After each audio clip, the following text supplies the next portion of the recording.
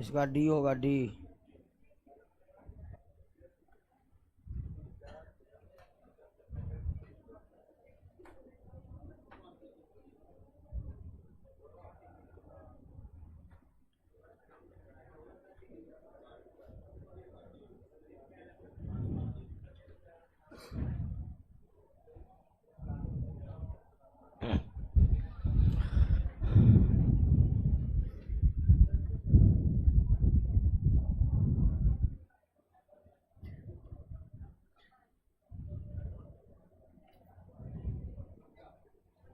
चलिए अब ध्यान से एक एक प्रश्न को समझने का प्रयास कीजिएगा।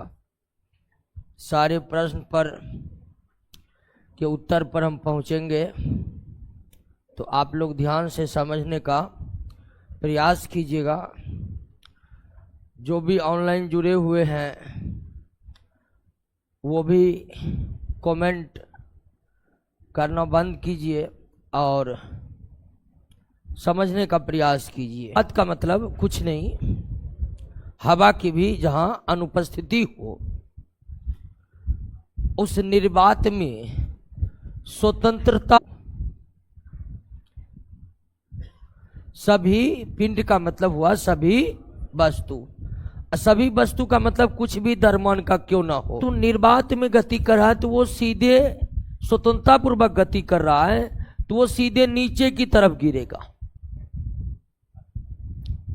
कोई भी वस्तु निर्वात में स्वतंत्रता पूर्वक गति कर रहा है तो वो हमेशा नीचे की तरफ, और नीचे की तरफ का मतलब क्या, पृथ्वी के सतह के तरफ गति करेगा। क्यों? तो पृथ्वी उसे अपने गुरुत्व बल से, फोर्स ऑफ ग्रेविटी से क्या करेगा, खींचेगा। तो निर्वात में स्वतंत्रता पूर्वक गति कर रहे वस्तु सीधे पृथ्वी के सतह के तरफ गिरेगा। क्यों? तो पृथ्वी वस्तु को अपने गुरुत्व बल के द्वारा अपनी ओर खींचेगी। और किस बल से खींचती है? तो पृथ्वी सभी वस्तु को अपने तरफ किस बल से खींचती है? ठीक है, mg बल से खींचती है, mg बल से खींचती है। m द्रव्यमान है और g गुरुत्वीय त्वरण है, जहां g का मान होता है 9.8 मीटर प्रति सेकेंड स्क्वायर। तो पृथ्वी हर वस्तु पर mg बल लगाता है और उसे अपने सतह के तरफ खींचता है।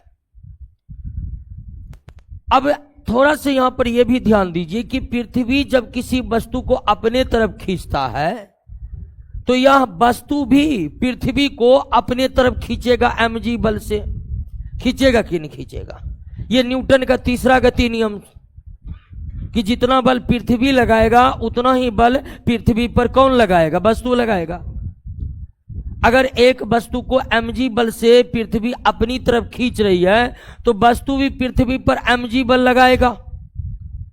लेकिन होता क्या है कि पृथ्वी तो एक बहुत बड़ा वस्तु है ना जी, उस पर छोटा मोटा बल लगने पर भी कुछ होने जाने वाला नहीं है। तो कोई भी वस्तु निर्वात में स्वतंत्रता पूर्वक गति कर रहा है तो कैसे क्या होगा, गति के दौरान क्या होगा? तो वह वस्तु पृथ्वी के सतह की तरफ आएगी। क्यों आएगी? तो पृथ्वी उस पर गुरुत्व बल लगाएगा। गुरुत्व बल कितना लगाएगा पृथ्वी किसी वस्तु पर? तो वो mg, जिसे वस्तु का भार कहते हैं, इसके बराबर होता है। अब पृथ्वी mg बल लगा रहा है तो वस्तु पृथ्वी की तरफ गिर रहा है। तो न्यूटन के तीसरा गति नियम के अनुसार वस्तु भी ना पृथ्वी पर mg बल लगाएगा, लेकिन वस्तु जो पृथ्वी पर mg बल लगाता है उसका पृथ्वी पर कोई असर होता ही नहीं है, क्योंकि पृथ्वी एक बहुत बड़ी बॉडी है। अब पृथ्वी जो बल लगाता है वस्तु पर, तो पृथ्वी तो वस्तु तो बहुत छोटा है, पृथ्वी के सामने नगण्य है, तो वो पृथ्वी की तरफ गिरती हुई हमें नजर आती है। तो इस दौरान जब निर्वात में स्वतंत्रता पूर्वक गति कर रहा है कोई वस्तु, तो इस दौरान क्या उसकी चाल समान रहती है? नहीं, उसकी चाल बढ़ती जाती है। चाल क्या होता है? बढ़ती है। चाल क्यों बढ़ती है? तो नीचे गिर रही वस्तु में त्वरण है क्या? जी। और जब त्वरण है तो वस्तु जो जो नीचे आती है चाल क्या होते जाती है? बढ़ते जाती है। लेकिन निर्वात में गिर रही सभी वस्तुओं का त्वरण क्या होता है? समान होता है सभी वस्तुओं के लिए। और वो त्वरण क्या मान क्या होता है? 9.8 मीटर प्रति सेकेंड स्क्वायर। और ये सभी वस्तु के लिए, चाहे 1 ग्राम की वस्तु गिरे, चाहे 10 ग्राम की गिरे, चाहे 1 क्विंटल की गिरे, कुछ भी द्रव्यमान की वस्तु क्यों ना हो, उस पर नीचे अगर वो गिर रही है, स्वतंत्रता पूर्वक निर्वात में गिर रही है, तो उस पर लगा पृथ्वी के द्वारा जी जो है क्या होगा? एक समान होगा। तो निर्वात में स्वतंत्रता पूर्वक गति कर रहे सभी पिंड का मतलब सभी द्रव्यमान वाली वस्तु का त्वरण क्या होता है? समान होता है। किसके बराबर होता है? जी के बराबर होता है। फिर वेग की बात करिएगा तो चाल बढ़ती है तो वेग भी क्या होती है? बढ़ती है। वेग भी क्या होती है? बढ़ती है। अगर बल की बात करिएगा तो बल किसके बराबर? mg के बराबर। बल किसके बराबर? तो निश्चित तौर पर भिन्न भिन्न वस्तु का mg भी भिन्न भिन्न होगा, तो बल भी समान नहीं होता है। समान होता है केवल क्या? त्वरण। सभी वस्तु के लिए, यानी अलग अलग द्रव्यमान की वस्तु क्यों ना हो, उन सभी वस्तुओं पर त्वरण क्या होगा? समान होगा। किसके बराबर होगा? जी के बराबर होगा। बल समान नहीं होगा। कम द्रव्यमान वाली वस्तु है तो उस पर कम बल लगाएगा पृथ्वी, अधिक द्रव्यमान वाली वस्तु है तो उस पर अधिक बल लगाएगा पृथ्वी। क्लियर है बात? समझ गए? कोई दिक्कत? तो क्या समान होगा? त्वरण समान होगा। निर्वात में स्वतंत्रता पूर्वक गति कर रही वस्तु पृथ्वी के सतह के तरफ गिरेगा तो उसका चाल क्या होगा? वेग भी क्या होगा? बल भी क्या होगा? बल एक वस्तु के लिए समान रहेगा। जितनी अधिक द्रव्यमान वाली वस्तु होगी उस पर उतना ही अधिक बल पृथ्वी लगाएगा। लेकिन बल का मान एक वस्तु के लिए समान रहेगा, लेकिन यहां पर हमें क्या पूछ रहा है? सभी वस्तु मतलब भिन्न भिन्न द्रव्यमान की वस्तु पर बल का मान क्या होगा? समान नहीं होगा। अधिक द्रव्यमान वाली वस्तु पर बल का मान अधिक होगा और कम द्रव्यमान वाली वस्तु पर क्या होगा? कम होगा। लेकिन समान क्या होगा? जी, यानी गुरुत्वीय त्वरण। क्लियर हो गया? कोई दिक्कत? निर्वात का मतलब क्या होता? निर्वात का मतलब कुछ भी नहीं, शून्य। ठीक है, एक ऐसा जगह जिसके भीतर कुछ भी नहीं है, हवा भी नहीं है, तो उसे हम क्या कहते हैं? निर्वात कहते हैं। नेक्स्ट क्वेश्चन पर आए। पहला का आंसर क्या होगा? बी। अब आपसे पूछेगा कि निर्वात में स्वतंत्रता पूर्वक गति कर रहे वस्तु जब पृथ्वी के सतह की ओर आती है तो उसकी चाल बढ़ती जाती है या उसका वेग बढ़ती जाती है। एक समान द्रव्यमान की वस्तु जब पृथ्वी के तरफ गिर रही है तो उस पर लगा बल भी क्या होता है? समान होता है। किसी वस्तु को पृथ्वी अपने सतह की ओर किस बल से खींचती है? mg बल से खींचती है। किस बल से? mg बल से खींचती है। तो जब कोई वस्तु पृथ्वी की तरफ आ रही है तो पृथ्वी उस पर गुरुत्व बल लगा रहा है, तो क्या वस्तु भी पृथ्वी पर बल लगा रहा है? बिल्कुल लगा रहा है। न्यूटन के तीसरा गति नियम के अनुसार अगर पृथ्वी बल लगा रहा है तो वस्तु भी लगाएगा पृथ्वी पर बल, लेकिन पृथ्वी पर छोटा मोटा बल लगने से कोई प्रभाव नहीं पड़ेगा। इसीलिए हमें लगता है कि वस्तु पृथ्वी पर बल नहीं लगाती है, लेकिन पृथ्वी इतना विशाल है कि उस पर थोड़ा मोड़ा बल लगने का कोई प्रभाव नहीं पड़ता है। क्लियर? दो कणों के बीच गुरुत्वाकर्षण बल होता है, उनके बीच के दूरी के। अब ध्यान दीजिए, इस ब्रह्मांड में कहीं पर भी दो वस्तु है। मान लीजिए कि ब्रह्मांड में कोई दो वस्तु है जिसके द्रव्यमान m1 और m2 है, तो न्यूटन का कहना है कि ब्रह्मांड की कोई भी दो वस्तु द्रव्यमान के कारण, किसके कारण? द्रव्यमान के कारण एक दूसरे को क्या करती है? आकर्षित करती है। और इसी आकर्षण को क्या कहते हैं? गुरुत्वाकर्षण कहते हैं। यानी गुरुत्वाकर्षण का मतलब आकर्षण। गुरुत्वाकर्षण का मतलब केवल और केवल आकर्षण, जिसका आधार है वस्तु का द्रव्यमान। तो ब्रह्मांड का कोई भी वस्तु दूसरे वस्तु को अपनी तरफ आकर्षित करती है, उसी आकर्षण को गुरुत्वाकर्षण कहते हैं। और न्यूटन के गुरुत्वाकर्षण नियम के अनुसार किन्हीं भी दो वस्तुओं के बीच लगा गुरुत्वाकर्षण बल F का मान G m1 m2 बटे r स्क्वायर, जहां r इन दोनों वस्तु के बीच की दूरी है, G कांस्टेंट है, और G जो कांस्टेंट है इसको कहते हैं ग्रेविटेशनल कांस्टेंट। तो दो कणों के बीच के गुरुत्वाकर्षण बल कितना होगा, तो इसके लिए न्यूटन ने फॉर्मूला दिया हुआ है G बराबर G m1 m2 बटे, यानी दो वस्तुओं के बीच गुरुत्वाकर्षण उसके द्रव्यमान के गुणनफल के समानुपाती और उनके बीच के दूरी के वर्ग के व्युत्क्रमानुपाती होता है। और ये G जो है हमारा, ये ग्रेविटेशनल कांस्टेंट है। G जो है वो ग्रेविटेशनल कांस्टेंट है। क्लियर है, बात समझ गए? तो दो कणों के बीच का गुरुत्वाकर्षण बल उनके बीच के दूरी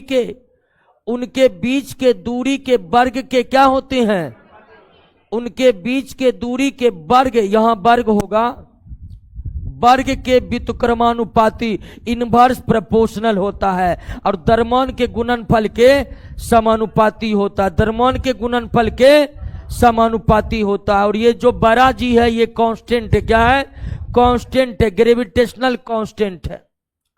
और गुरुत्वाकर्षण बल बीच के माध्यम पर निर्भर नहीं करता है, चाहे इसके बीच हवा हो, जल हो, कोई और माध्यम हो, निर्वात ही क्यों न हो, गुरुत्वाकर्षण बल इतना ही होगा।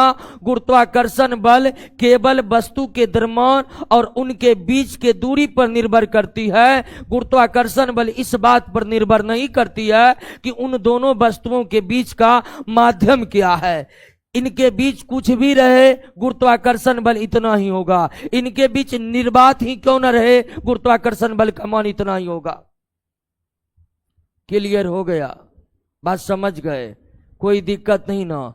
तो दो कणों के बीच के गुरुत्वाकर्षण बल उनके बीच के दूरी के वर्ग के व्युत्क्रमानुपाती और उनके गुणनफल के उनके द्रव्यमान के गुणनफल के क्या होता है, समानुपाती होता है। उसके द्रव्यमान के गुणनफल के क्या होता है, समानुपाती होता है। कोई दिक्कत? दूसरा प्रश्न में, तीसरा, दो पिंड के बीच गुरुत्वाकर्षण बल निम्नलिखित में किस पर निर्भर नहीं करता? तो आप जानते हैं गुरुत्वाकर्षण बल F बराबर होता है G m1 m2 बटे r स्क्वायर, यानी द्रव्यमान के गुणनफल पर निर्भर करता है, बीच के दूरी पर निर्भर करता है, G कर यानी कि उनके बीच के माध्यम पर निर्भर, गुरुत्वाकर्षण बल G के उनके माध्यम पर निर्भर नहीं करता है।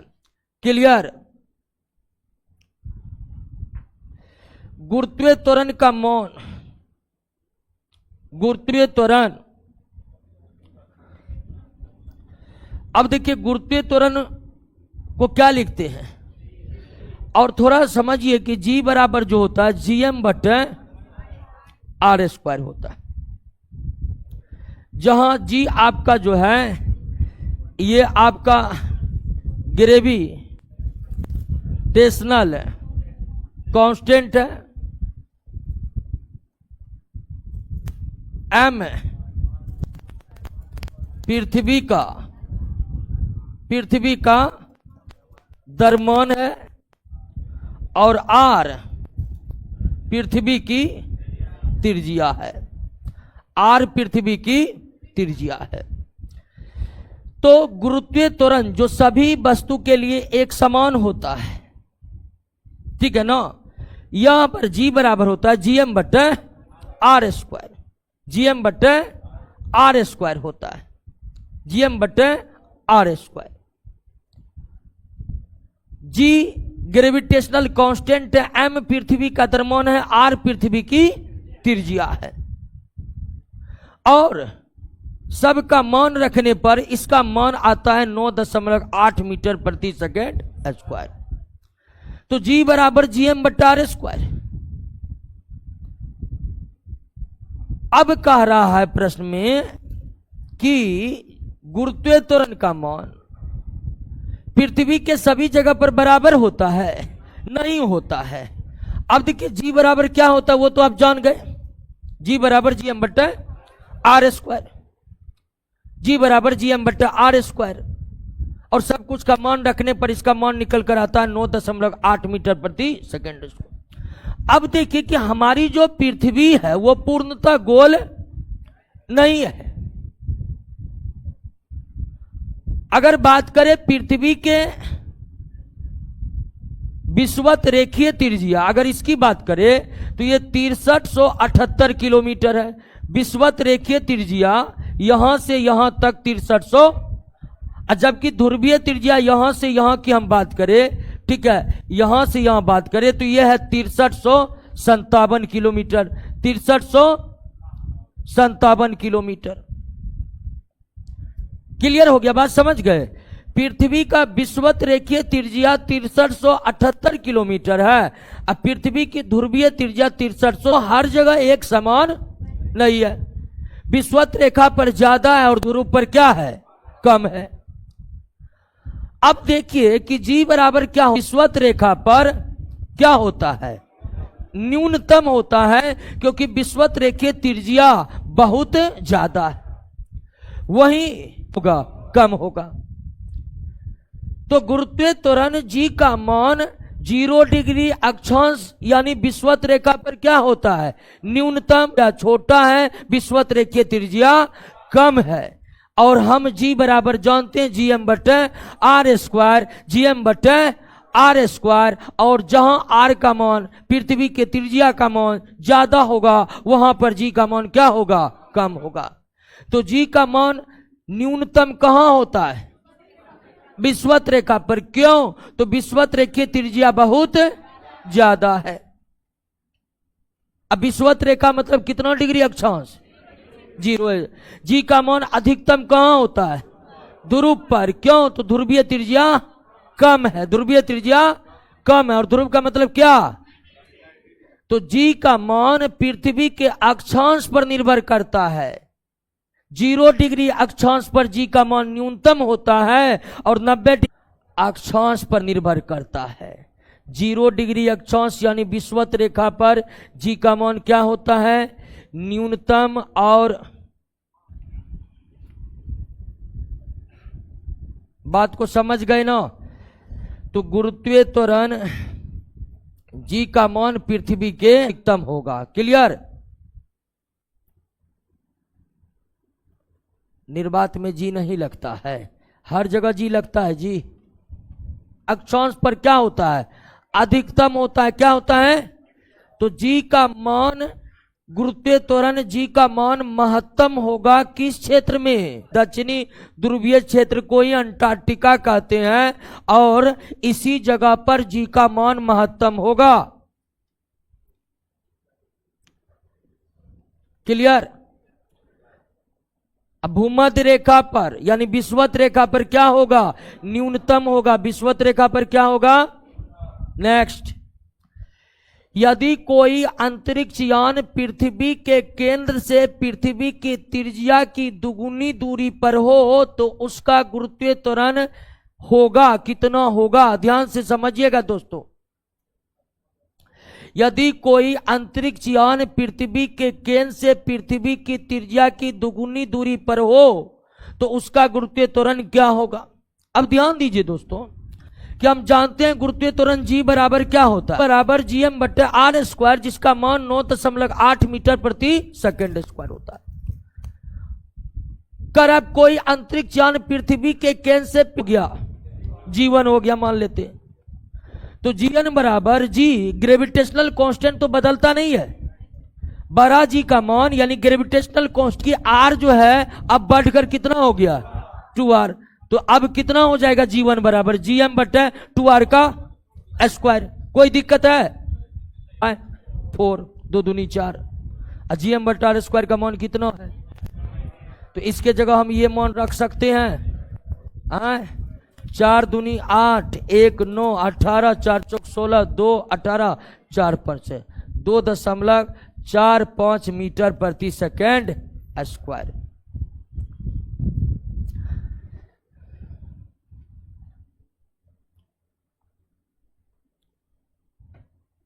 क्लियर हो गया। अब त्रिज्या की तिगुनी दूरी पर चल जाए, त्रिज्या की आधी दूरी पर चल जाए, ये सब सवाल में कोई दिक्कत होगा कि अब किस तरह बनाना है?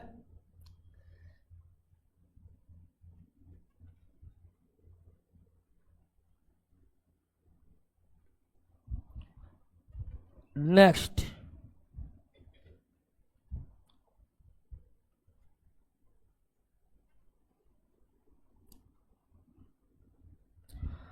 आगे बढ़िए। अब देखिए ये सवाल सेम टू सेम 6 पर आधारित है। अगर छठा सवाल समझ गए, सातवां में कोई दिक्कत नहीं हो। दूसरा ग्रह है जिसका द्रव्यमान और त्रिज्या दोनों पृथ्वी से आधी हो, तो उस ग्रह की सतह 9.8 मीटर प्रति सेकेंड स्क्वायर होता है। 9.8 मीटर प्रति सेकेंड स्क्वायर होता है। ये बात हम जान रहे हैं। ब्रह्मांड में एक समान रहता है, लेकिन द्रव्यमान और त्रिज्या दोनों पृथ्वी का क्या हो गया? आधा। तो m को हम क्या कर देते हैं? आधा कर देते हैं। 2 GM/r² का मान हमें मालूम है 9.8 गुना 2, 8 दूनी 16, 9 दूनी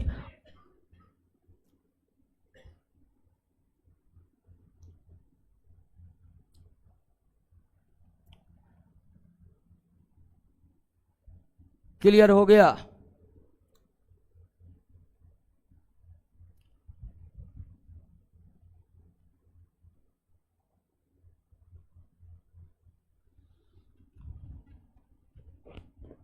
आगे बढ़े। विराम से मतलब प्रारंभिक वेग 0, मुक्त रूप से गिरते हुए पिंड का मतलब वस्तु बॉडी द्वारा तय की गई दूरी समानुपाती होता है। एक वस्तु विराम, और विराम से गिरने का मतलब है कि प्रारंभिक वेग क्या? 0 है। तो एक वस्तु, एक पिंड विराम से, तो तय की गई दूरी h बराबर होता है ut प्लस हाफ gt। विराम से गिर रही है तो प्रारंभिक वेग u का मान क्या होगा? तो इसका मतलब h बराबर हो जाएगा हाफ gt स्क्वायर, क्योंकि u 0 तो ut। में पूछ रहे मेडिकल कैसे होता है? जैसे भी होगा निपटा लिया जाएगा, पहले पढ़िए तो। क्या मेडिकल में कुछ खास नहीं होता है, सिर्फ आप गुटखा मत खाइए, मुंह नहीं खुलेगा तब। गुटखा खाने वाले का मुंह खुलता नहीं है, और यही चेक होता है। दांत 32 का 32 होनी चाहिए, और क्या मेनली रूप से यही चेकिंग होता है। हाँ, अब वो भी अपने जिला का डॉक्टर है, तब तो कहता है कि चलो भाई गुटके खा रहा ठीक है, बंद खाओ। क्या अब मान लीजिए बिहार में मेडिकल हो गया है, और डॉक्टर साहब बैठे हुए यूपी का, एक डॉक्टर साहब आंध्र प्रदेश का, तब तो उस छांट देता है। इतने चीज जांच होता है। क्लियर हो गया? नहीं है, सिर्फ 2 बीमारी से आप मुक्त है, 99% मेडिकल आपका क्लियर है। 9 नंबर, जो दौड़ गया तो उसका मतलब ना कैंसर है ना एड्स है। 9 नंबर, सही बात है, ये दोनों बीमारी वाला दौड़ ही नहीं सकता है। 9 नंबर,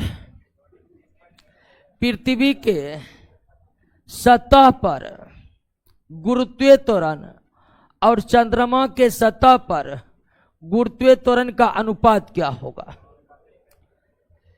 पृथ्वी के सतह पर गुरुत्वीय त्वरण और चंद्रमा के सतह पर गुरुत्वीय त्वरण का अनुपात क्या होगा? अब ध्यान दीजिए दोस्तों कि आप जानते हैं कि पृथ्वी के सतह पर गुरुत्वीय त्वरण का मान 9.8 मीटर प्रति सेकेंड स्क्वायर होता है, और g बराबर होता है gm/r²। R square. तो चंद्रमा का m भी पृथ्वी से काफी कम है और r भी पृथ्वी से काफी कम है। तो चंद्रमा पर g का मान पृथ्वी के g के मान का 1/6 होता है। यानी पृथ्वी पर जितना होता है g का मान उसका 1/6 होता है चंद्रमा पर। क्यों? तो चंद्रमा का m भी पृथ्वी से कम है और r भी पृथ्वी से क्या है। तो हम मान लेते हैं कि पृथ्वी पर, ठीक है, पृथ्वी पर g का मान कितना है 1, तो चंद्रमा पर g का मान क्या हो जाएगा 1/6 और दोनों का अनुपात हो जाएगा 6:1। 6:1। क्लियर हो गया? तो पृथ्वी पर जितना जी का मान होता है उसका 1/6 चंद्रमा पर जी का मान होता है। इसका क्या कारण है? इसका कारण है कि चंद्रमा का m भी पृथ्वी से कम है और r भी पृथ्वी से कम है, और यही कारण है चंद्रमा पर जी का मान पृथ्वी के जी के मान का 1/6 होता है। तो मान लिए पृथ्वी पर 1 है, इतना ही होगा तो अनुपात वही निकलेगा। पृथ्वी पर 1 मानिएगा तो चंद्रमा पर 1/6, 1 और 1/6 का अनुपात कितना निकलेगा 6:1 निकलेगा। किसी वस्तु का भार W बराबर mg के बराबर होता है, जहां m वस्तु का क्या है द्रव्यमान वही भौतिक राशि है जिसको किसमें मापते हैं केजी में, और g तो आप जानते हैं कि वह गुरुत्वीय त्वरण है। तो किसी वस्तु का भार mg के बराबर होता है, यानी कि पृथ्वी द्वारा उस पर लगे आकर्षण बल के बराबर होता है।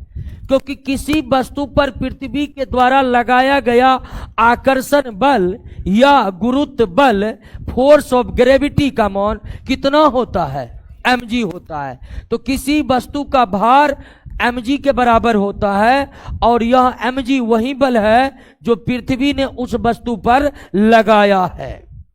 क्लियर? नेक्स्ट, जब किसी वस्तु को विषुवत रेखा से ध्रुव की ओर ले जाया जाए तो उसका भार क्या होगा। तो हम जानते हैं कि विषुवत रेखा ये पृथ्वी है, तो 0 डिग्री अक्षांश यानी विषुवत रेखा पर जी का मान क्या होता है न्यूनतम, और 90 डिग्री अक्षांश यानी कि ध्रुव पर जी का मान क्या होता है अधिकतम होता है, और ऐसा त्रिज्या के अंतर होने के कारण होता है। तो एक वस्तु को अगर आप विषुवत रेखा यानी 0 डिग्री से ध्रुव की ओर ले जाइएगा तो उसका भार W बराबर क्या होता है mg। द्रव्यमान जो है ये पूरे ब्रह्मांड में कहीं पर बदलेगा नहीं, लेकिन हम जानते हैं कि जैसे जैसे हम विषुवत रेखा से ध्रुव की ओर बढ़ेंगे जी का मान क्या होगा बढ़ेगा। जैसे जैसे हम विषुवत रेखा से ध्रुव की ओर बढ़ेंगे 0 डिग्री अक्षांश से 90 डिग्री अक्षांश की ओर बढ़ेंगे तो जी का मान बढ़ेगा, और जी का मान बढ़ेगा तो वस्तु का भार बढ़ेगा, वस्तु का भार बढ़ेगा। सब पूछ रहा किताब कब आएगा, अब किताब पढ़ने का समय है जी। अब बिहार पुलिस वाला नबका किताब किन के पढ़ेगा, वो फैले नहीं करेगा। जो किताब है वो तो पढ़े नहीं, आप नबका किताब कब आएगा। आइए, अब जो पढ़ा रहे उसको पढ़िए, बार बार रिवीजन करिए। हाँ, नहीं तो किताब आएगा ऊपर में रहेगा एकदम रेड कलर का गत्ता डिजाइनिंग, खरीद लीजिएगा, पढ़ तो पाइएगा नहीं, समय है नहीं। मतलब लगता है वो किताब लेंगे, रिजल्ट तो बस किताबे के कारण रुकल है, किताब आ नहीं रहा कि हम पढ़ के रिजल्ट ले। दोस्तों अब जो है उसको पढ़िए। बिहार पुलिस वाला नबका किताब में जाइएगा, नए बनकर रह जाइएगा, ठीक है। क्योंकि अब खत्म, आप कर ही नहीं सकते। गुरुत्वाकर्षण नियतांक का एसआई मात्रक न्यूटन मीटर स्क्वायर पर KG square, newton metre square पर केजी स्क्वायर। ठीक है, ये एसआई मात्रक ग्रेविटेशनल कांस्टेंट बड़ा जी का जो मात्रक होता है, एसआई मात्रक होता है न्यूटन मीटर स्क्वायर पर KG square, newton metre square पर केजी स्क्वायर। क्लियर? इसको हम इस तरह से भी लिख सकते हैं, इस तरह से भी। गुरुत्वाकर्षण नियतांक का मान 6.67 गुना 10 के पावर -11 न्यूटन मीटर स्क्वायर पर KG square. 6.67 newton metre square पर केजी स्क्वायर। क्लियर? अब देखिए 13 नंबर में जी का मान भी दिया हुआ है, बड़ा जी का मान दिया हुआ है। और एक लड़का क्वेश्चन नंबर 21 से कमेंट कर रहा है, सर बड़ा जी का मान क्या होगा? लीजिए, आ गया बड़ा जी का मान। यदि पृथ्वी का द्रव्यमान m, यहां पर m को बड़ा कर दीजिए, m को कैपिटल कर दीजिए। अगर पृथ्वी का द्रव्यमान m, पृथ्वी पर रखी वस्तु का द्रव्यमान m यानी छोटा m, और उनके बीच की दूरी r तथा गुरुत्वाकर्षण नियतांक g हो, तो गुरुत्वाकर्षण बल F बराबर है g mm बटा r स्क्वायर होगा। ये तो क्लियर होगा।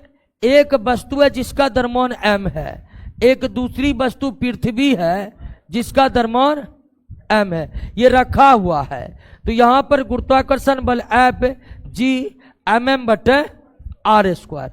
आर स्क्वायर इसलिए क्योंकि सतह पर रखा हुआ, सतह से कोई दूरी नहीं है, सतह पर रखा हुआ।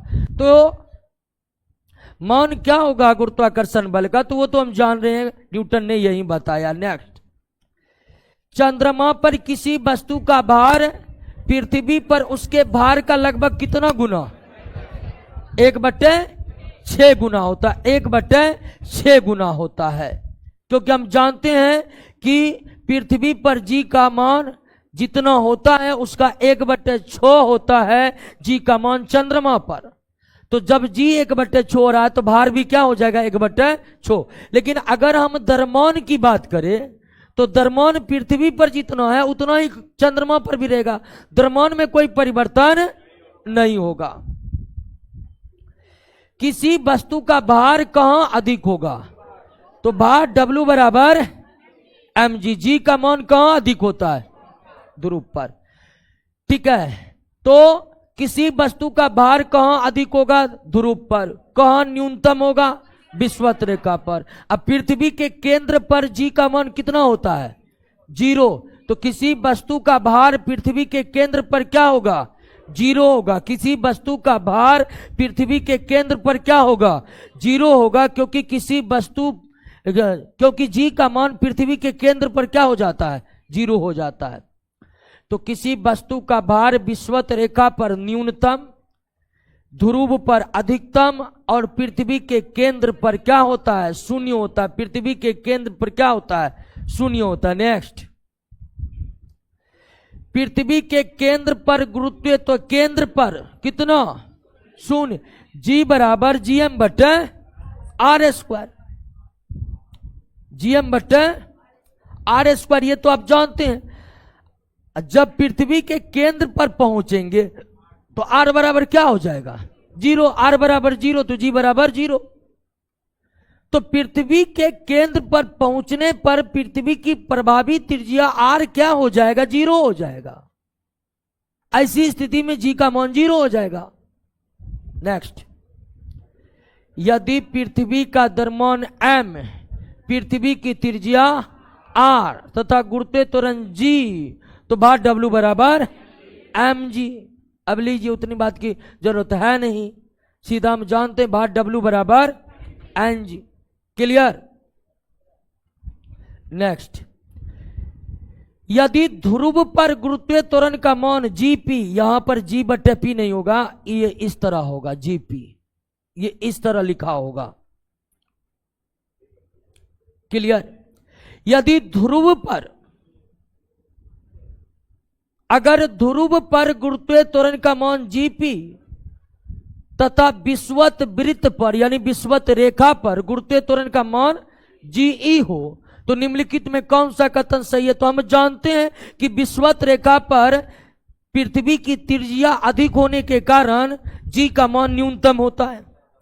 विषुवत रेखा पर जी का मान न्यूनतम और ध्रुव पर जी का मान अधिकतम, तो जीपी बड़ा होगा और जीई छोटा होगा। जीपी बड़ा होगा, जीई छोटा होगा। आगे बढ़े। गुरुत्वाकर्षण के नियतांक जी का मान, ये जी का मान सभी ग्रह पर क्या होता है? बड़ा जी का मान सभी ग्रह पर समान होता है। 6.67 गुना 10 के पावर -11 न्यूटन मीटर स्क्वायर पर केजी स्क्वायर। क्लियर।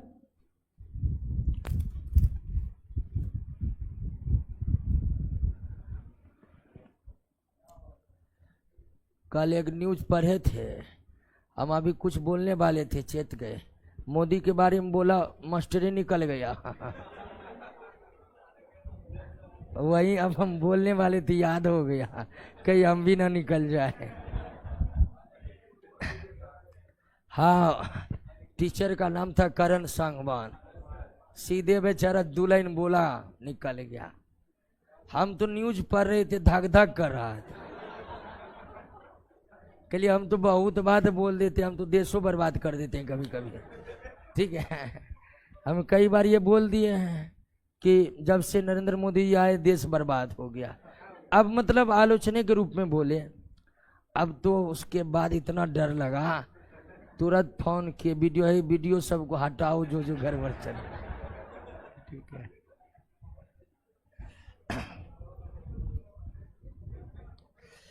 लेकिन बड़ी टाइट फिटिंग व्यवस्था कर दिया। कांग्रेस के राज में दीजिए मनमोहन सिंह को गाली, कोई फर्क नहीं है। ठीक है। 21 नंबर संविधान कैसे बदल देगा? संविधान बदलेगा, बिहार के लोग संसद भवन से खींच कर मारेगा। 21 नंबर। आइए 21 नंबर। दो द्रव्यमान के बीच गुरुत्वाकर्षण बल, दो द्रव्यमान के बीच गुरुत्वाकर्षण बल, ये तो हम जानते हैं। दो द्रव्यमान के बीच गुरुत्वाकर्षण बल F बराबर Gmm/r², ये तो होता है। यानी कि उनके बीच के दूरी के वर्ग के व्युत्क्रमानुपाती और द्रव्यमान के गुणनफल के समानुपाती। अनुक्रमानुपाती का मतलब समानुपाती बोलने हो। ठीक है, अनुक्रमानुपाती बोलिए, समानुपाती बोलिए, बात बराबर है। तो ये गुरुत्वाकर्षण बल का मान, गुरुत्वाकर्षण का बल का मान द्रव्यमान के गुणनफल के समानुपाती और बीच के दूरी के वर्ग के व्युत्क्रमानुपाती होता है। नेक्स्ट, यही होगा आंसर, और कोई तो बेहतर विकल्प है नहीं। गुरुत्वीय त्वरण एक स्थान से दूसरे स्थान पर अक्षांश के अनुसार बदलता है। इस क्वेश्चन को हम देख चुके हैं।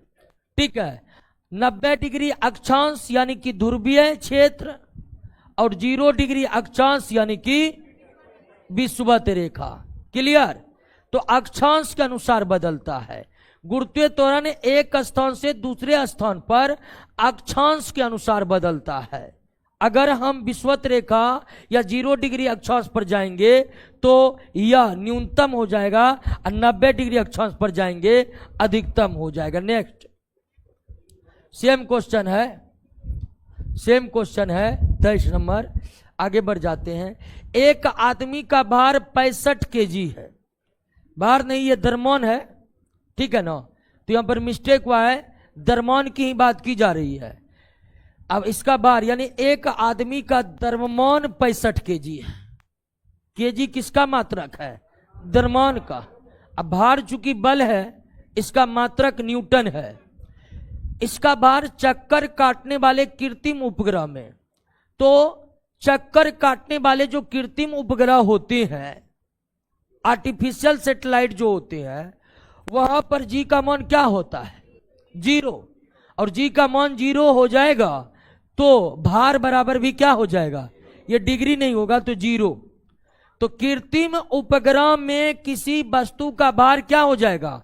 0 हो जाएगा। यानी कृत्रिम उपग्रह में कोई वस्तु भारहीनता की अनुभूति करता है। किसकी अनुभूति करता है?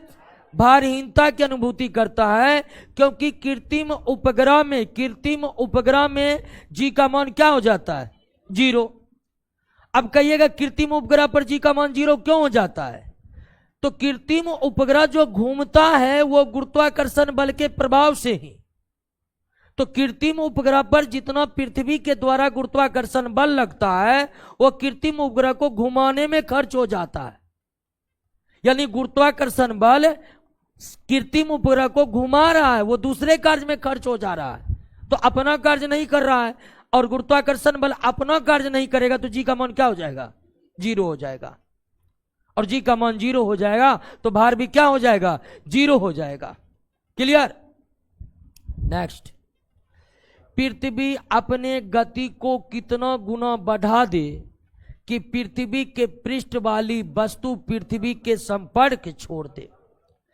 अब ध्यान दीजिए दोस्तों कि जी का मान आप जानते हैं 9.8 मीटर प्रति सेकेंड स्क्वायर होता है। इस जी का मान पृथ्वी के अक्षांश पर निर्भर करता है। 0 डिग्री अक्षांश विषुवत रेखा पर न्यूनतम, 90 डिग्री अक्षांश ध्रुव पर क्या होता है? अधिकतम। अब थोड़ा सा आप ध्यान दीजिए कि इस जी पर पृथ्वी के घूर्णन गति का भी, रोटेशनल मोशन का भी फर्क पड़ता है। अब जानते हैं पृथ्वी अपने अक्ष पर क्या हो रही है? घूम रही है। तो पृथ्वी जो अपने अक्ष पर घूम रही है, अर्थात पृथ्वी अपने अक्ष पर जो घूर्णन गति कर रही है, उस घूर्णन गति का भी प्रभाव पड़ता है किस पर? जी पर। और किस रूप में प्रभाव पड़ता है? तो आप याद रखिएगा कि जी का मान पृथ्वी के घूर्णन गति के व्युत्क्रमानुपाती होता है। व्युत्क्रमानुपाती होता है। जी का मान घूर्णन गति के, यानी पृथ्वी के घूर्णन गति के क्या होता है? व्युत्क्रमानुपाती होता है। घूर्णन गति के क्या होता है? व्युत्क्रमानुपाती होता है। क्लियर बात समझ गए? यानी कि जी, पृथ्वी का घूर्णन गति बढ़ेगा तो जी का मान घटेगा। अब पृथ्वी की घूर्णन गति घटेगा तो जी का मान बढ़ेगा। क्लियर हो गया? तो जी का मान पृथ्वी के घूर्णन गति पर भी डिपेंड करता है। और घूर्णन गति पर किस रूप में डिपेंड करता है? तो आप याद रखिएगा कि जी का मान घूर्णन गति के व्युत्क्रमानुपाती होता है। घूर्णन गति में वृद्धि होगी, जी के मान में क्या होगी? कमी होगी। और घूर्णन गति बढ़ते बढ़ते वर्तमान का 17 गुना हो जाएगा। विषुवत रेखा पर जी का मान क्या हो जाएगा? 0 हो जाएगा। तो दैट इज अ फैक्ट। आप इसको याद रखिए कि अगर 17 गुना हो जाएगा तो विषुवत रेखा पर जी का मान क्या हो जाएगा? 0। यानी गुरुत्व बल अनुपस्थित। गुरुत्व बल अनुपस्थित तो वस्तु पृथ्वी का संपर्क छोड़ देगा। वस्तु पृथ्वी का संपर्क छोड़ देगा। आइए दोस्तों 26 नंबर, जब लिफ्ट पर एक आदमी खड़ा है, लिफ्ट समरूप वेग से, समरूप वेग मतलब एक समान वेग, समरूप वेग मतलब एक समान वेग, लिफ्ट पर एक आदमी खड़ा है और लिफ्ट समरूप वेग से ऊपर जा रहा है तो आदमी का वजन क्या होगा? तो एक फॉर्मूला आप याद रखिए, लिफ्ट में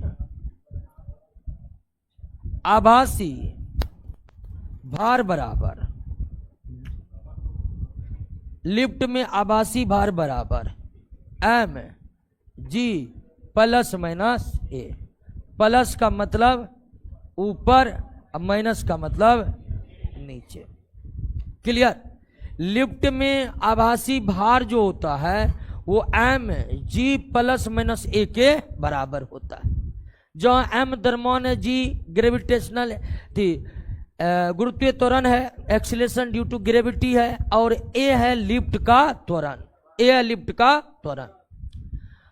और प्लस तब जब ऊपर जा रहा हो, माइनस तब जब लिफ्ट नीचे आ रहा हो। तो लिफ्ट समरूप वेग से ऊपर जा रहा है। समरूप वेग का मतलब त्वरण का क्या? जीरो। एक समान वेग है तो एक समान वेग है तो उसमें त्वरण नहीं है, एक समान वेग है तो उसमें त्वरण नहीं है। त्वरण नहीं है तो भार W बराबर क्या हो जाएगा? mg। भार W बराबर mg। ए का मान जीरो है तो भार W बराबर क्या हो जाएगा? यानी कि भार क्या रहेगा? अपरिवर्तित रहेगा। तो लिफ्ट, अगर लिफ्ट समरूप वेग से ऊपर जा रही हो या समरूप वेग से नीचे आ रही हो तो भार mg के बराबर ही होता है, यानी जितना होना चाहिए उतना ही होता है, यानी भार अपरिवर्तित रहता है, भार अपरिवर्तित रहता है। क्लियर हो गया? लिफ्ट पर एक आदमी खड़ा है, लिफ्ट समरूप त्वरण से ऊपर जा रहा है। समरूप त्वरण अभी बताए कि लिफ्ट में भार, आभासी भार एम जी प्लस माइनस ए। अब समरूप त्वरण, आप मान लीजिए समरूप त्वरण कितना है? ए, और ऊपर जा रहा है तो भार डब्ल्यू बराबर एम जी प्लस ए हो जाएगा, जबकि वास्तविक भार डब्ल्यू बराबर क्या होता है? तो जब समरूप त्वरण से ऊपर जा रहा है तो आदमी का वजन, वजन सबसे तात्पर्य यहां भार से ही है, वो क्या होगा? बढ़ता हुआ प्रतीत होगा, बढ़ता हुआ प्रतीत होगा। समरूप त्वरण से नीचे तो घटता हुआ प्रतीत होगा, समरूप तरफ से नीचे तो घटता हुआ। समरूप का मतलब यूनिफॉर्म होता है, यूनिफॉर्म एक्सीलरेशन, एक समान। ग्रह चलता है किससे? गुरुत्वाकर्षण बल से। ठीक है, ग्रह चलता है गुरुत्वाकर्षण बल से। अब देखिए, जैसे पृथ्वी सूर्य के चारों ओर घूम रही है, पृथ्वी सूर्य के चारों ओर घूम रही है, तो कैसे घूम रहे? तो इनके बीच लगता है क्या? गुरुत्वाकर्षण बल। कौन बल? गुरुत्वाकर्षण बल। और यही गुरुत्वाकर्षण बल इस पृथ्वी को प्रदान करता है कौन बल? अभिकेंद्र बल, यानी सेंटीपिटल फोर्स। तो पृथ्वी जो घूमता है या कोई भी ग्रह जो घूमता है वो किस बल के कारण? अभिकेंद्र बल के कारण, सेंटीपिटल फोर्स के कारण। क्योंकि वृत्तीय मार्ग पर गति करने के लिए अभिकेंद्र बल की नितांत आवश्यकता होती है। बिना अभिकेंद्र बल के वृत्तीय मार्ग पर गति हो ही नहीं सकती है, वृत्तीय मार्ग पर गति हो ही नहीं सकती है। तो अभिकेंद्र बल से घूमता है, लेकिन पृथ्वी जो अभिकेंद्र बल के प्रभाव से घूम रहा है वह इसको मिलता कहां से है? गुरुत्वाकर्षण से। तो ग्रह चलता है किस बल से? अभिकेंद्र बल। कहां से मिलता है? और वही गुरुत्वाकर्षण जो सूर्य लगा रहा है किस पर? पृथ्वी पर। अब कहिएगा सूर्य तो पृथ्वी के तुलना में कई गुना बहुत बड़ा है, सूर्य पृथ्वी से कई गुना बड़ा है, इसलिए सूर्य तो पृथ्वी पर बहुत ज्यादा गुरुत्वाकर्षण बल लगा रहा है। तो सूर्य अगर बहुत ज्यादा गुरुत्वाकर्षण लगा रहा है तो यह पृथ्वी सूर्य में गिर क्यों नहीं जा रहा है? गिर जाएगा, लेकिन सूर्य स्थिर होगा तब ना। सूर्य भी घूम रहा है, पृथ्वी भी घूम रहा है। निश्चित तौर पर सूर्य पृथ्वी पर बहुत ज्यादा गुरुत्वाकर्षण बल लगा रहा है, लेकिन उस गुरुत्वाकर्षण बल के कारण पृथ्वी सूर्य में गिर नहीं रहा है। क्यों? तो सूर्य स्थिर नहीं है। सूर्य स्थिर होगा तुरंत गिर जाएगा पृथ्वी उसमें जाके। पृथ्वी चंद्रमा पर बहुत बड़ा गुरुत्वाकर्षण बल लगा रहा है, लेकिन चंद्रमा पृथ्वी पर गिरता नहीं है। क्यों? तो पृथ्वी स्थिर नहीं है। पृथ्वी भी घूम रहा है, चंद्रमा भी घूम रहा है। चंद्रमा कह रहा हम पृथ्वी पर घूमेंगे, अब पृथ्वी कह रहा हम रुकेंगे नहीं कि तुम गिरेगा। तो बहुत बड़ा गुरुत्वाकर्षण बल लगाने पर भी छोटे आकाशीय पिंड बड़े आकाशीय पिंड में जाकर गिरते नहीं है। इसका कारण है कि कोई आकाशीय पिंड स्थिर है ही नहीं है। एक बड़ा पिंड स्थिर होगा तब न जाकर उसमें कोई छोटा पिंड गिरेगा, वो स्थिर है ही नहीं। तो क्लियर हुआ? बात समझ गए कि नहीं? उपग्रह चलता पृथ्वी के गुरुत्वीय आकर्षण के कारण। पृथ्वी उपग्रह पर जो गुरुत्वीय आकर्षण बल लगाता है वही उपग्रह को क्या प्रदान करता है?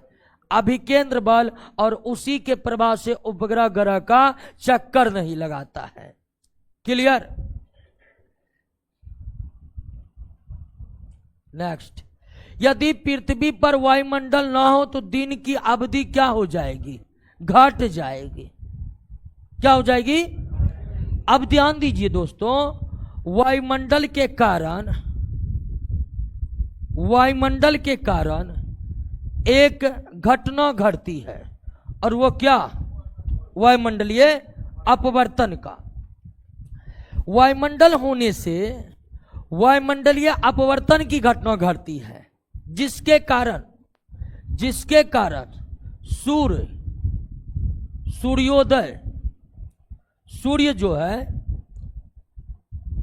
वो सूर्योदय के बाद और सूर्योदय के पहले और सूर्यास्त के बाद दिखता रहता है। कितना समय? तो 2 मिनट। कितना? 2 मिनट। अब ध्यान दीजिए, पृथ्वी पर वायुमंडल होने के कारण वायुमंडलीय अपवर्तन की घटना घटती है। वायुमंडलीय अपवर्तन के कारण सूर्य सूर्योदय के पहले ही दिखाई देने लगता है, और सूर्य सूर्यास्त के बाद भी दिखाई देते रहता है। सूर्योदय से पहले भी दिखाई देते रहता है और सूर्यास्त के बाद कितना मिनट तक? यानी कि सूर्योदय से 2 मिनट पहले ही सूर्य दिखाई देने लगेगा। क्यों? वायुमंडलीय अपवर्तन के कारण। सूर्य सूर्यास्त के बाद 2 मिनट तक दिखाई देते रहेगा। क्यों? वायुमंडलीय अपवर्तन के कारण। तो अगर वायुमंडल नहीं रहेगा तो यह घटना नहीं घटेगी। ये घटना नहीं घटेगी तो सूर्योदय के पहले और सूर्यास्त के बाद जो हमें सूर्य दिखाई देता है, यानी कि दिन में जो 4 मिनट की वृद्धि होती है, ये क्या हो जाएगी? घट जाएगी। तो वायुमंडल न होने से वायुमंडलीय अपवर्तन की घटना नहीं घटेगी, और वायुमंडलीय अपवर्तन की घटना नहीं घटेगी, और दिन की अवधि जो 24 घंटा का होता है, 24 घंटा 4 मिनट का होता है, उसमें 4 मिनट की क्या हो जाएगी? कमी आ जाएगी। क्लियर? अगर पृथ्वी घूमना बंद कर दे तो जी का मान क्या होगा? बढ़ेगा कि नहीं? हम इससे पहले क्वेश्चन में जिक्र किए थे कि जी का मान पृथ्वी के घूर्णन गति के व्युत्क्रमानुपाती होता है। तो अगर घूमना ही बंद कर दे तो घूर्णन गति बहुत कम हो गया, यानी 0 हो गया, जी का मान बढ़ जाएगा। जी का मान बढ़ जाएगा तो वजन क्या होगा? बढ़ेगा। यहां पर वजन का मतलब वेट से, भार से है, यानी किससे है? मास से। नहीं, भार को अंग्रेजी में वेट कहते, वेट कहते, वेट। यहां पर दोस्तों भार की बात हो रही है, वेट की बात हो रही है। क्लियर होगा? क्या होगा? जब बढ़ेगा। 32 नंबर एक बड़ी शानदार क्वेश्चन है कि पृथ्वी गोल है तो हम लोग और समुद्र के पानी गिरकर दूसरे ग्रह पर क्यों नहीं जाते हैं?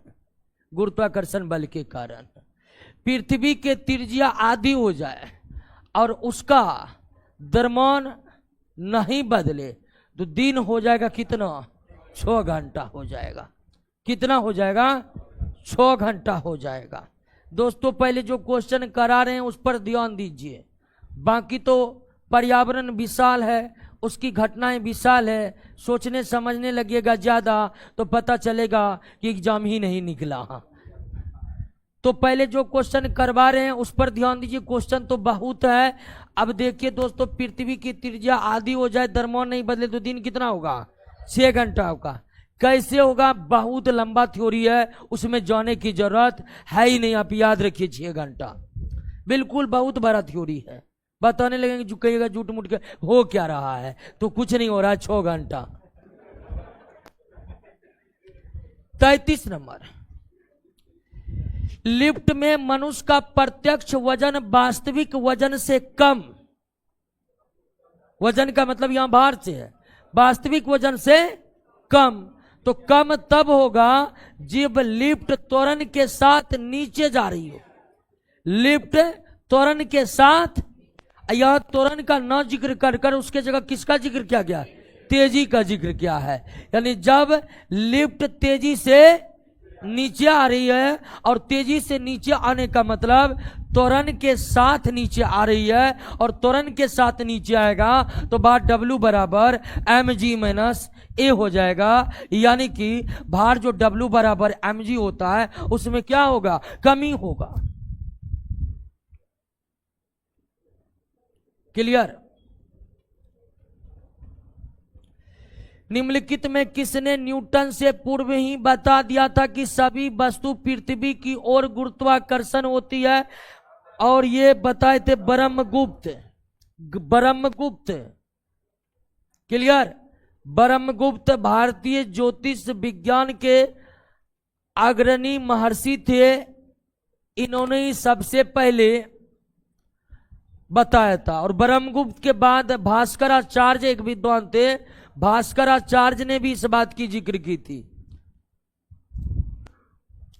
किसी वस्तु का भार उस समय न्यूनतम होता है जब उसे रखा जाए पृथ्वी के केंद्र पर। पृथ्वी के केंद्र पर, पृथ्वी के केंद्र पर भार शून्य हो जाता है। पृथ्वी के केंद्र पर भार शून्य हो जाता है।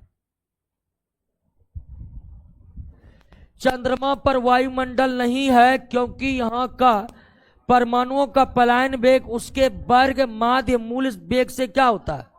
अब वर्ग माध्य मूल यानी कि RMS वेलोसिटी, इससे क्या होता है? कम होता है। चंद्रमा पर वायुमंडल नहीं है क्योंकि यहां पर परमाणुओं का पलायन वेग उसके वर्ग माध्य मूल वेग से क्या होता है? कम होता है। RMS वेलोसिटी क्या होता है? कम होता है। अभी इसको समझिए दोस्तों कि यहां पर एक जिक्र किया गया है किसका? पलायन वेग का, एस्केप वेलोसिटी। पलायन वेग क्या है? पलायन वेग वह वेग है जिस वेग से किसी वस्तु को किसी भी ग्रह पर से फेंकेंगे तो वह अंतरिक्ष में चला जाएगा, वह पुनः उस ग्रह पर लौटकर नहीं आएगा। क्लियर बात समझ गए ना? पलायन वेग वह वेग है जिस वेग से किसी वस्तु को फेंकेंगे किसी ग्रह पर तो वह सीधे अंतरिक्ष में चला जाएगा या ग्रह के गुरुत्वाकर्षण सीमा को पार करके बाहर निकल जाएगा और वह कभी नहीं लौटेगा। और पृथ्वी पर पलायन वेग का मान 11.2 किलोमीटर, ध्यान रखिएगा, 11.2 किलोमीटर पर सेकेंड होता है। और चंद्रमा पर 2.31 या 3.4, एक्यूरेट याद नहीं है, 3.1 किलोमीटर पर सेकेंड होता है। अब होता क्या है दोस्तों कि चंद्रमा पर जब वायुमंडल गर्म होता है सूर्य के तपिश से या सूर्य के प्रकाश से, चंद्रमा पर जो वायुमंडल है जब वह सूर्य के प्रकाश से गर्म होता है तो वायु के परमाणु का वेग 2.31 किलोमीटर पर सेकेंड से क्या हो जाता है? ज्यादा हो जाता है। जब चंद्रमा पर वायुमंडल सूर्य के प्रकाश से गर्म होता है तो चंद्रमा के वायु के परमाणु का वेग 2.31 किलोमीटर पर सेकंड से ज्यादा हो जाता है। और जब हवा के परमाणु का वेग इतना से ज्यादा हो गया तो मतलब चंद्रमा पर जो पलायन वेग है उसके मान से क्या हो गया, ज्यादा हो गया। अब पलायन वेग से ज्यादा हो गया वायुमंडल के परमाणु का वेग, तो वो चंद्रमा पर टिकेगा, वो सीधे चंद्रमा पर से बाहर निकल जाएगा, पलायन कर जाएगा। तो चंद्रमा पर वायुमंडल नहीं है। इसका कारण क्या है? इसका कारण पहला तो यह है कि यहाँ के परमाणुओं का पलायन वेग उसके वर्ग माध्य मूल वेग से कम है।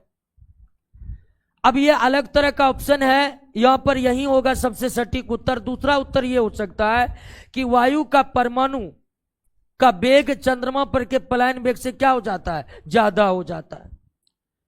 या दूसरा कारण ये हो सकता है चंद्रमा पर पलायन वेग का मान कम है, इसलिए वायुमंडल टिकता नहीं है। नेक्स्ट, निम्नलिखित में कौन एक सही नहीं है? किसी भी पिंड का भार भिन्न भिन्न ग्रह पर भिन्न भिन्न होता। बिल्कुल, भार का मान भिन्न भिन्न ग्रह पर भिन्न भिन्न होता, सही है यह। किसी भी पिंड का द्रव्यमान पृथ्वी पर, चंद्रमा पर और रिक्त आकाश, रिक्त आकाश का मतलब अंतरिक्ष हुआ, रिक्त आकाश का मतलब अंतरिक्ष हुआ, में समान होता। बिल्कुल, द्रव्यमान हर जगह क्या होता है, समान होता है। द्रव्यमान हर जगह क्या होता है, यह भी सही है। किसी पिंड की भारहीनता की स्थिति में उस पर लगने वाले गुरुत्वीय बल के प्रति संतुलन होने पर होती है। किसी भी पिंड की भारहीनता की स्थिति उस पर लगने वाले गुरुत्वीय बल के प्रति संतुलित होने पर होती है। बिल्कुल सही है।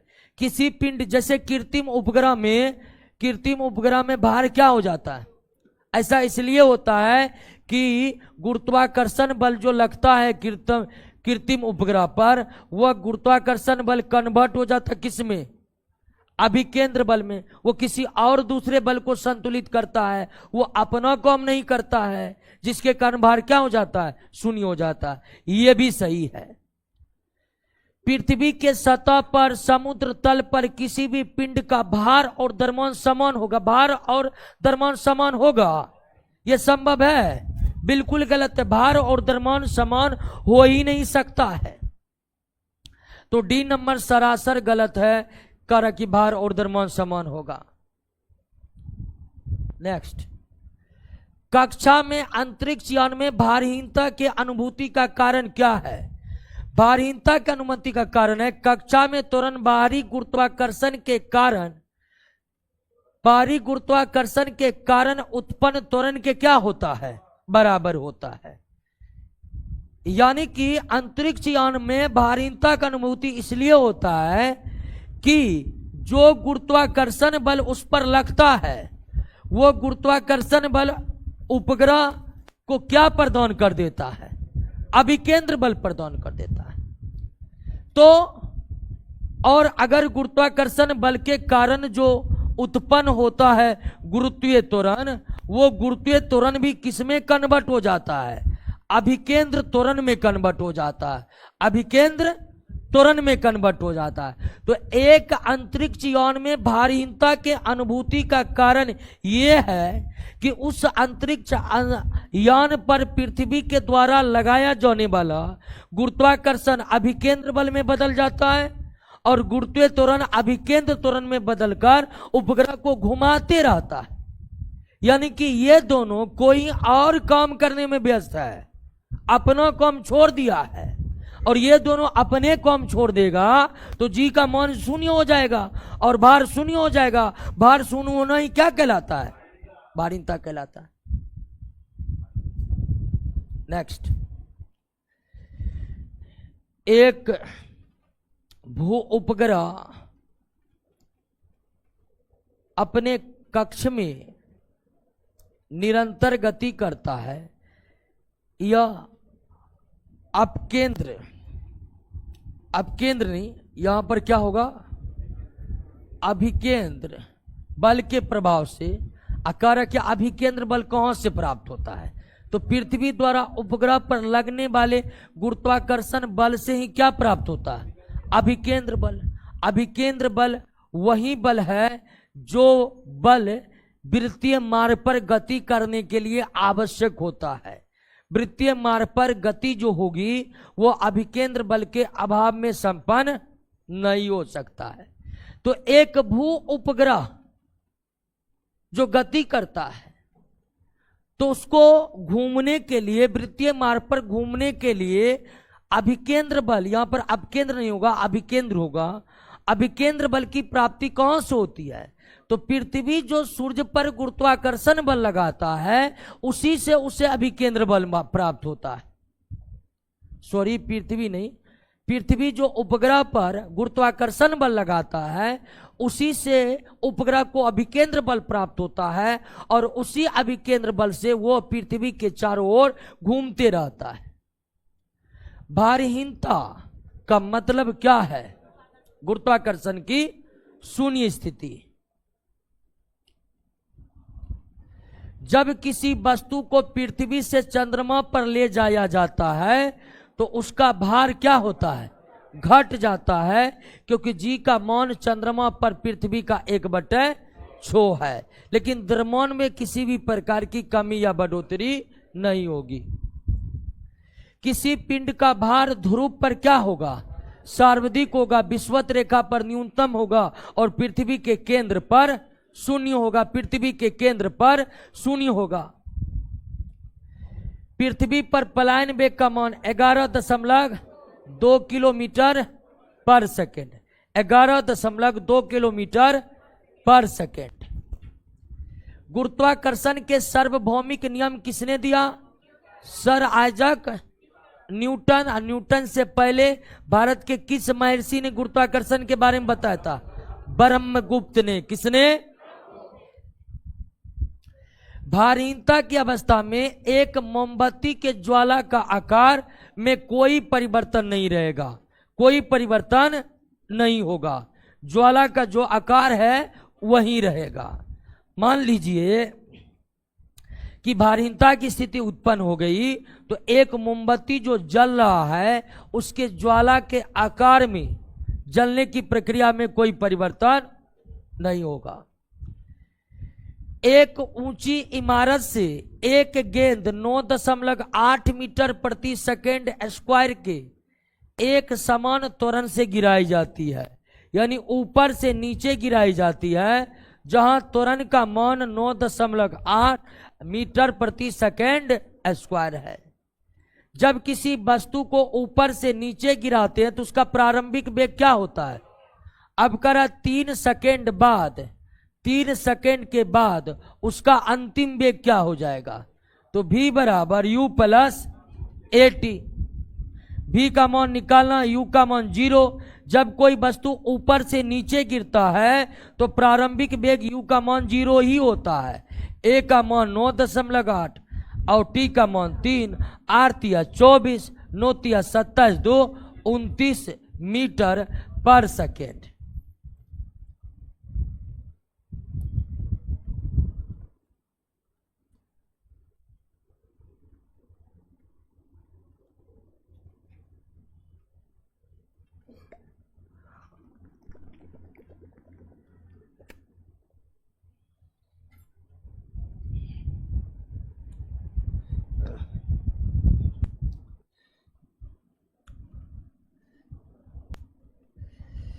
एक वस्तु का द्रव्यमान 100 केजी है। गुरुत्व जनित जीई यानी गुरुत्वाकर्षण त्वरण की बात कर रहा है। अगर चंद्रमा पर गुरुत्व जनित त्वरण पृथ्वी का 1/6 हो तो चंद्रमा पर द्रव्यमान में कोई परिवर्तन होगा? द्रव्यमान जितना पृथ्वी पर है उतना ही चंद्रमा पर होगा, 100 केजी का होगा। द्रव्यमान में कोई परिवर्तन नहीं है। नेक्स्ट, तुल्यकारी उपग्रह। तुल्यकारी उपग्रह को और किस नाम से जानते हैं? भू-स्थिर उपग्रह, ठीक है ना। भू-स्थिर उपग्रह उस उपग्रह को कहते हैं जो पृथ्वी के विषुवत रेखा पर से देखने पर स्थिर नजर आते हैं। क्लियर? तो भू स्थिर उपग्रह का उपयोग किस लिए किया जाता है? संचार के लिए, और वह उसी दिशा में घूमता है जिस दिशा में पृथ्वी घूमता है, यानी पश्चिम से पूर्व। क्लियर? भू स्थिर उपग्रह जिसे हम संचार उपग्रह कहते हैं, टीवी या रेडियो सिग्नल के लिए किस उपग्रह का इस्तेमाल किया जाता है? भू स्थिर उपग्रह का। भू स्थिर उपग्रह को ही तुल्यकारी उपग्रह कहते हैं, जियो स्टेशनरी सैटेलाइट कहते हैं। और यह उपग्रह उसी दिशा में घूमता है जिस दिशा में पृथ्वी घूमता है, और पृथ्वी किस दिशा में घूमता है? पश्चिम से पूर्व। यह उपग्रह भी घूमता है पश्चिम से पूर्व। और इस उपग्रह का इस्तेमाल किस रूप में किया जाता है? संचार उपग्रह के रूप में। संचार उपग्रह के रूप में भारीनता की अवस्था में एक मोमबत्ती के ज्वाला का आकार वही रहेगा। क्लियर? यदि पृथ्वी का गुरुत्वाकर्षण बल अचानक लुप्त हो जाए तो निश्चित तौर पर वस्तु का भार क्या हो जाएगा? लेकिन द्रव्यमान वही रहेगा, द्रव्यमान में कोई परिवर्तन नहीं होगा।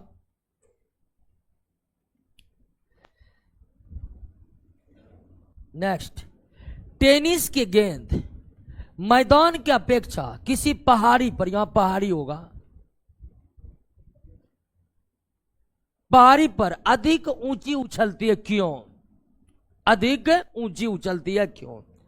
तो आप जानते हैं कि जब किसी वस्तु को ऊपर फेंकते हैं तो पृथ्वी उसे अपनी तरफ खींचता है। किस बल से? जिसके कारण ऊपर जाने वाली वस्तु का वेग घटते जाता है। जब किसी वस्तु को ऊपर फेंकते हैं तो पृथ्वी उसे अपनी तरफ खींचता है। किस बल से? जिसके कारण ऊपर जा रही वस्तु का वेग घटते जाता है। अब होता क्या है कि G बराबर क्या होता है? Gm/r²। तो अगर मान लीजिए पृथ्वी है तो ये पृथ्वी का R है। जो हम पृथ्वी के सतह के ऊपर जाएंगे, R का मान क्या होगा? R का मान बढ़ेगा तो G का मान, तो जो हम ऊपर जाते हैं पृथ्वी के सतह के, तो R का मान क्या होता है? बढ़ते जाता है। और G का मान घटेगा तो mg का मान भी। तो पर्वत पर पृथ्वी का गुरुत्वीय त्वरण क्या होता है? कम होता है। क्यों? ऊंचाई के कारण। और गुरुत्वीय त्वरण कम होने के कारण ऊपर जा रही वस्तु पर mg भी कम हो जाता है, और इसीलिए वो अधिक ऊपर तक चले जाती है। बात को समझे कि नहीं समझे? तो पहाड़ी पर गुरुत्वीय त्वरण कम होता है। पृथ्वी के सतह के ऊपर जाने पर जी के मान में क्या होगी? कमी होगी। पृथ्वी के सतह के ऊपर जाने पर जी के मान में क्या होगी? कमी होगी। और नीचे आने पर भी जी के मान में कमी होती है, क्योंकि जो जो नीचे आइएगा पृथ्वी छोटा होते जाता है और जी के मान में कमी आती जाती है। किसी तुल्यकारी उपग्रह, तुल्यकारी उपग्रह का मतलब क्या? भू स्थिर उपग्रह। पृथ्वी के सतह की ऊंचाई कितना? 36। और ये ऊंचाई केवल कहां से? हर जगह से 36 किलोमीटर ऊंचाई नहीं होती है। किसी भू स्थिर उपग्रह या तुल्यकारी उपग्रह जिसका इस्तेमाल संचार उपग्रह के रूप में किया जाता है, इसकी ऊंचाई पृथ्वी के सतह के विषुवत रेखा से कितना होता है? 36,000 किलोमीटर। द्रव्यमान और भार में क्या अंतर है? द्रव्यमान और भार में क्या? द्रव्यमान न्यूटन और भार केजी। इतना ही से काफी है दोस्तों।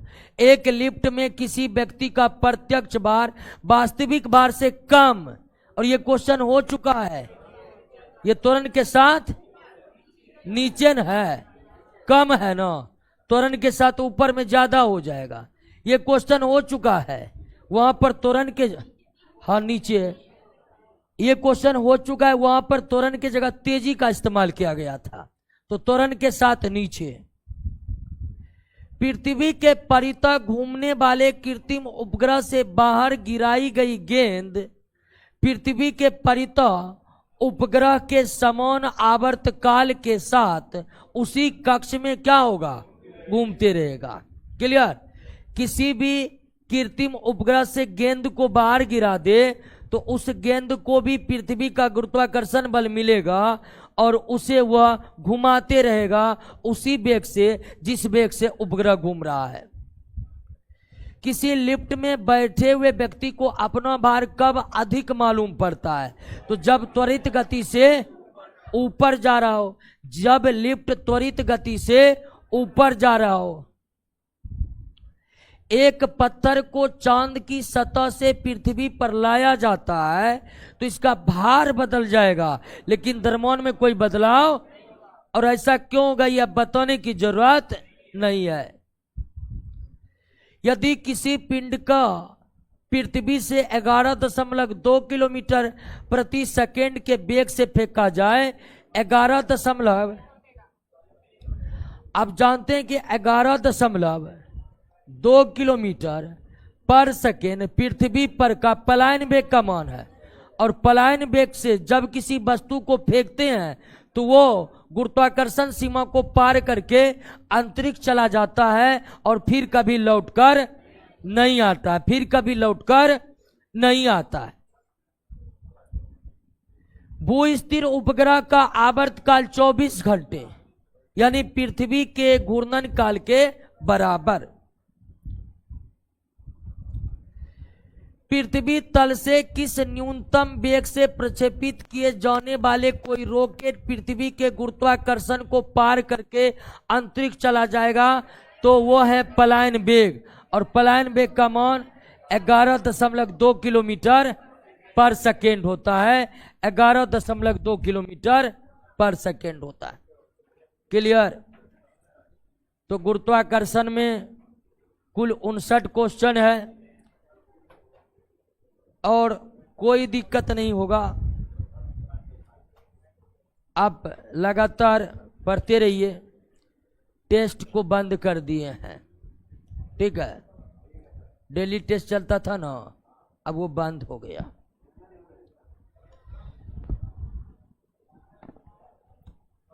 तो मिलते हैं अगले चैप्टर के साथ।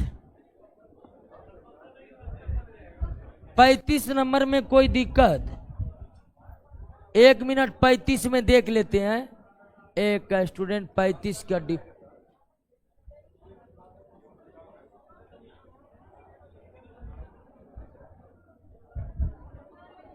किसी वस्तु का भार उस समय न्यूनतम होता है, ठीक, तो पृथ्वी के केंद्र पर, ठीक है। अगर ध्रुव पर देखें तो ध्रुव पर G बराबर 9.83 मीटर प्रति सेकेंड होता है। विषुवत रेखा पर G का मान 9.78 मीटर प्रति सेकेंड, और पृथ्वी के केंद्र पर G का मान क्या होगा, 0 होता है। तो G का मान 0 है तो न्यूनतम पृथ्वी के केंद्र पर ही होगा, ठीक है। इसका आंसर डी होगा। चलते तो मिलते हैं अगले क्लास में। क्या टेस्ट कब तक बंद रहेगा पता नहीं, हम तो नहीं लेंगे अब टेस्ट।